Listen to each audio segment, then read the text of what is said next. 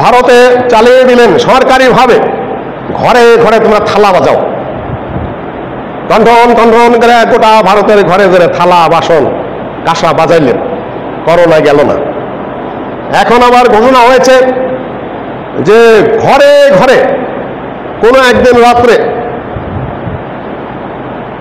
9 minute পর্যন্ত বাতি জ্বালিয়ে রাখতে হবে, তাও যদি করোনা সরে যায়। একেবারে জাতীয়ভাবে ঘোষণা। থালা বাসন বাজাইলেন অনেক, গেল না। এখন আবার বাতি জ্বালাইতে হবে। দুই জিনিস যতটুকু আমরা জানি সেটা হলো, থালা বাসনের আওয়াজ শুনে কুদেবতা ভয় পায়। ঘরে ঘরে যখন থালা বাসনের আওয়াজ হবে, কুদেবতার দৃষ্টি তখন সরে যাবে, খারাপ দেবতা তখন দেশের থেকে বিদায় নেবে। করোনা একটা খারাপ দেবতা, এই দেবতার কারণেই কাজেই থালা বাসন বাজায় আওয়াজ করো।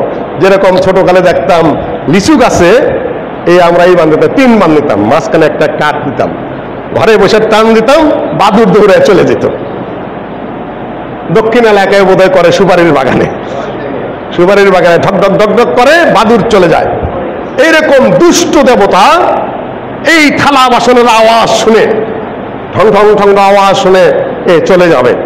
নরেন্দ্র মোদী মহোদয় করলেন, শিক্ষিত আমাদের দেশের প্রধানমন্ত্রী। এখন দ্বিতীয় যেহেতু গেল না, তখন বুঝে নিলেন যে এটা তাহলে একটা ভালো দেবতা হবে, এটাকে তাহলে আগুন দেওয়া স্বাগত জানাই। বেদের প্রথম শ্লোকে হলো অগ্নি মিলে পুরোহিতং যজ্ঞস্য। আগুন হলো তাদের প্রধান দেবতা।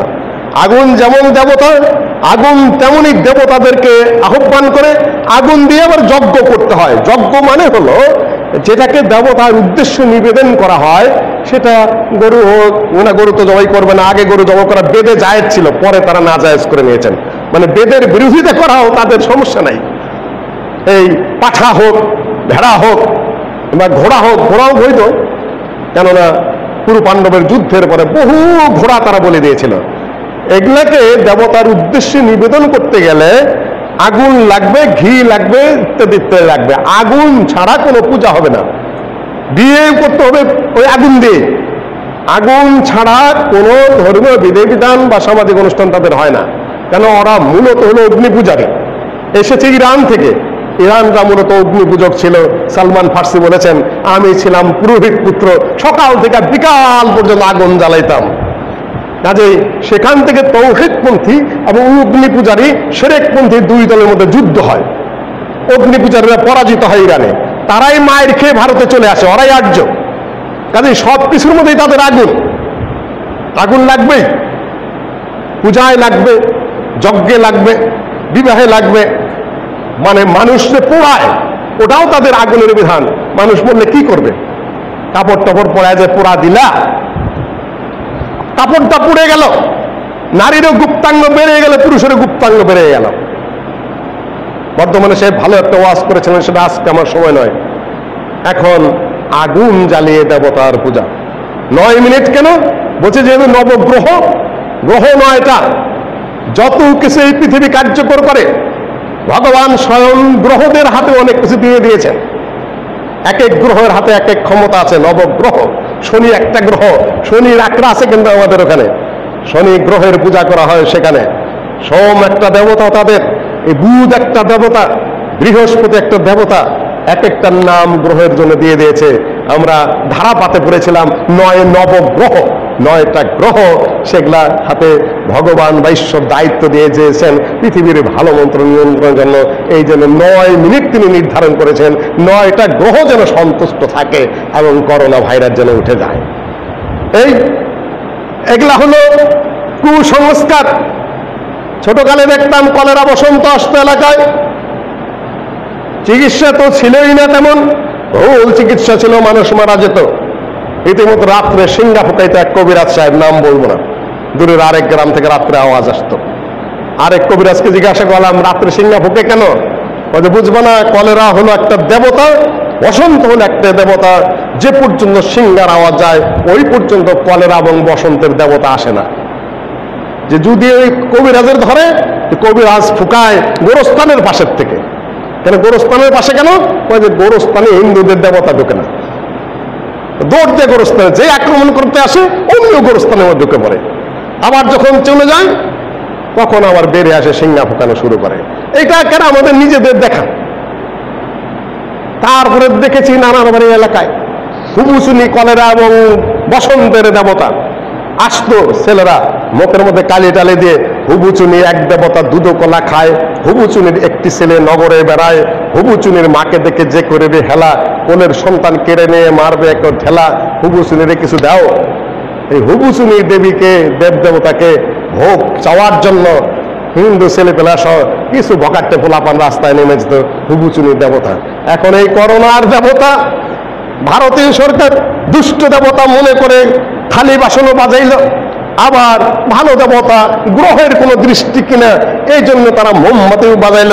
আমাদের দেশের বুদ্ধিজীবীরা নাকি অনেক লেখাপড়া করে, অনেক জ্ঞানী, তাদের কথা সরকারও শুনে, বলে দিল বৈশাখী করতে হবে, দৌড় একটা মানল ঢাকা বিশ্ববিদ্যালয় থেকে। সরকার সেটাকে কাউন্ট করে নিয়ে বাস দিবস ঘোষণা করে দিলেন। তাদের এত পাওয়ার, এত ক্ষমতা, আসলে তো বেহুদা, আসলে তো হলো কুসংস্কারপন্থী, আসলে তো হলো নির্বোধ আহাম্মক ছাড়া কিছু না। বেদাতিরা বেদাত বানায়, হিন্দুরা তাদের ব্রাহ্মণরা যা বলে ওইটাই তাদের ধর্ম। আর আমাদের সংস্কার কর্মীরা, সংস্কৃতির কর্মীরা বাইর করেন নিজেরা বসে বসে কিছু তাদের ফালতু কার্যক্রম, যেটা তারা পয়সা নষ্ট, সময় নষ্ট, দেশের সুসংস্কৃতি নষ্ট, মানুষের সময় নষ্ট মাত্র।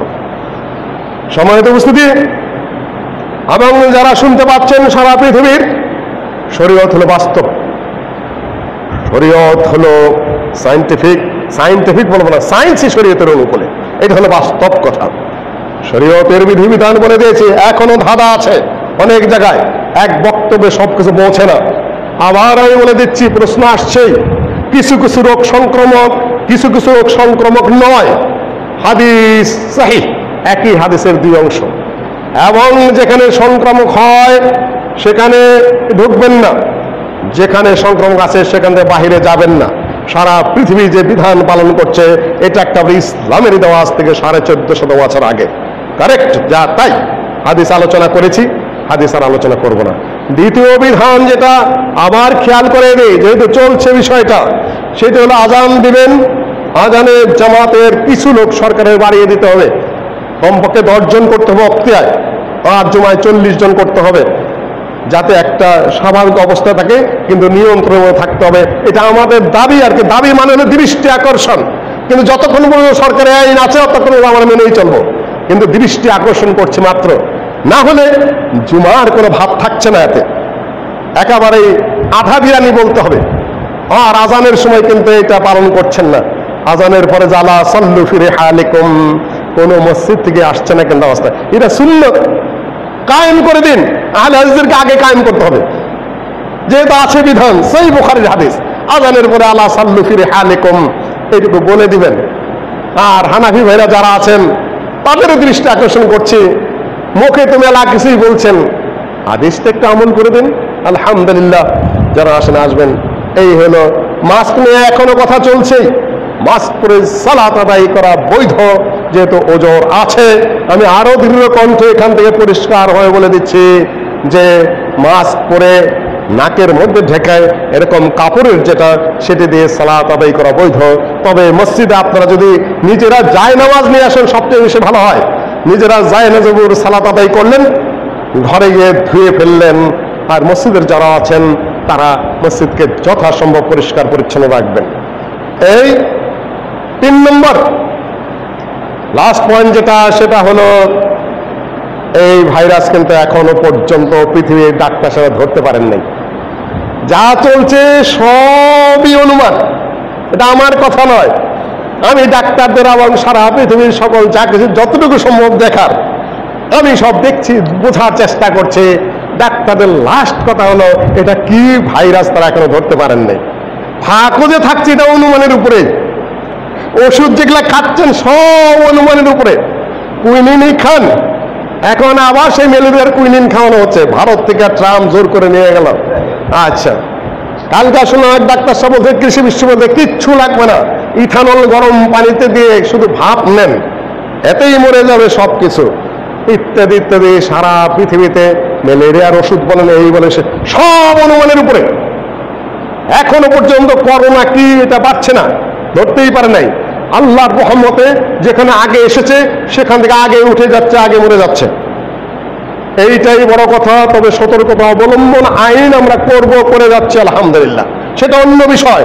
কিন্তু বাস্তবতা হলো পৃথিবীর বৈজ্ঞানিকেরা, ডাক্তাররা করোনা কি এখন পর্যন্ত তারা কিছুই ধরতে পারেন নাই।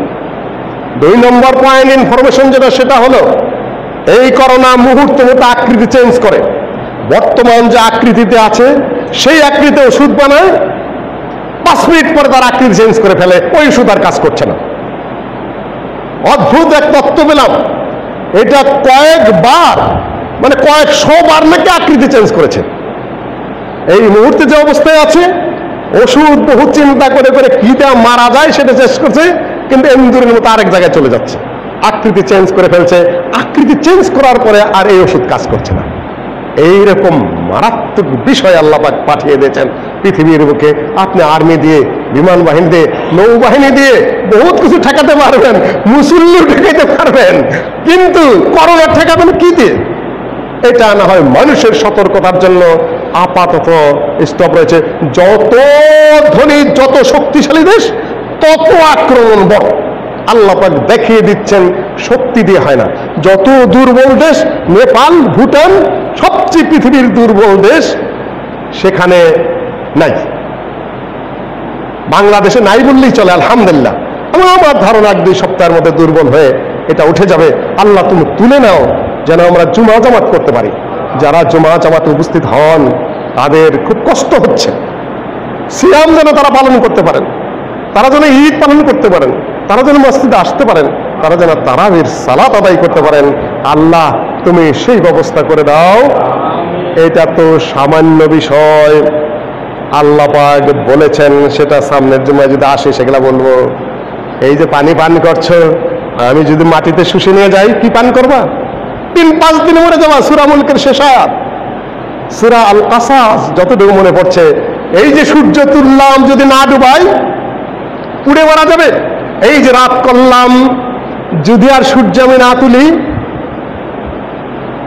যদি রাত্রে ঘুমন্ত অবস্থা আযাব এসে যায়, সূরা আরাফে, যদি সকালে কাজ করছো আযাব এসে যায়, কি দিয়ে ঠেকাবে? কোনো ওষুধ দিয়েও নয়, কোনো চিকিৎসা দিয়েও নয়, কোনো সতর্কতা দিয়েও নয়, কোনো প্রশাসনিক কর্মকর্তা দিয়েও নয়, কর্মচারী দিয়েও নয়, কোনো আর্মি দিয়েও নয়। আল্লাহ পাক সেটাও দিতে পারেন। আর এই আযাবের পরে যদি মানুষ শিক্ষা না নেয়, আল্লাহ পাক সে ব্যবস্থাও করতে পারেন ইনশাআল্লাহ। আল্লাহ পাক তৌফিক দিলে পরবর্তীতে আযাব গজবের অন্য কিছু আলোচনা হবে, অন্য কিছু আলোচনা হবে। اللهم انصر من نصر دين محمد صلى الله عليه وسلم وجعلنا منهم واخذل من خذل دين محمد صلى الله عليه وسلم ولا تجعلنا منهم اللهم شتت شملهم اللهم دمر ديارهم اللهم خرب بنيانهم عباد الله رحمكم الله إن الله يأمر بالعدل والإحسان وإيتاء ذي القربى وينهى عن الفحشاء والمنكر والبغي يعظكم لعلكم تذكرون। সম্মানিত মুসলিম সারা দেশে যারা শুনছেন, অভাব লোক হাতছানি দিচ্ছে, তো দেশে অভাব পড়বে বলে আমার মনে হয় না, কারণ খাদ্য আছে, উৎপাদনও হয়। সরকার শুধু কৃষি বোর্ড থেকে বাড়িয়ে দিবেন, তাহলে ইনশাআল্লাহ কৃষকরা তাদের দায়িত্ব পালন করবেন। কেন এখন যদি কাপড় দেন, টাকা দেন, সে খাবে কিভাবে? খাইতে তো হবে ধান চাল, চাল খাইতে হবে, চালের উৎপাদন বাড়াতে হবে, কৃষি ঋণ দিতে হবে। যে ঋণ দিয়েছেন সেটা শুধু শিল্পপতিদের দিয়েছেন, কৃষকদের দেননি। বাজেট চেঞ্জ করতে হবে, থোক যেটা নির্ধারণ করে সেটাও চেঞ্জ করতে হবে ইনশাআল্লাহ। কৃষি উৎপাদন আছে দেশে, অভাব পড়বে থেকে থেকে জায়গায় জায়গায়, কিন্তু জাতীয় পর্যায়ের পড়বে বলে আমার কাছে ওই রকম মনে হচ্ছে না। কিন্তু উপস্থিত অভাব পড়ে গেছে, ভালো ভালো মানুষেরা বেশি অভাবে পড়েছেন। সারা বিশ্বের যে পর্যন্ত এই মাইক আওয়াজ শুনতে পাচ্ছেন, তারা আশা করি বাংলাদেশের মধ্যবিত্ত, নিম্ন মধ্যবিত্ত, দুর্বল মানে দরিদ্রদের জন্য আপনারা যেভাবে পারেন আপনারা কালেকশন করবেন, আপনারা জড়ো করবেন। একটা চাপ আসবে মোটামুটি ভাবে ধারণা করা হচ্ছে, সেটা যেন মোকাবেলা করা সম্ভবপর হয়। আমাদের কাছে মানুষের হাত পাতে খুব সমস্যায় পড়ে যায়। আর আপনারা এই দিকে দৃষ্টি রাখবেন যারা বাহিরে আছেন। عباد الله رحمكم الله إن الله يأمر بالعدل والإحسان وإيتاء ذي القربى وينهى عن الفحشاء والمنكر والبغي يعظكم لعلكم تذكرون ولذكر الله تعالى أعلى وأولى وأعز وأجل وأتم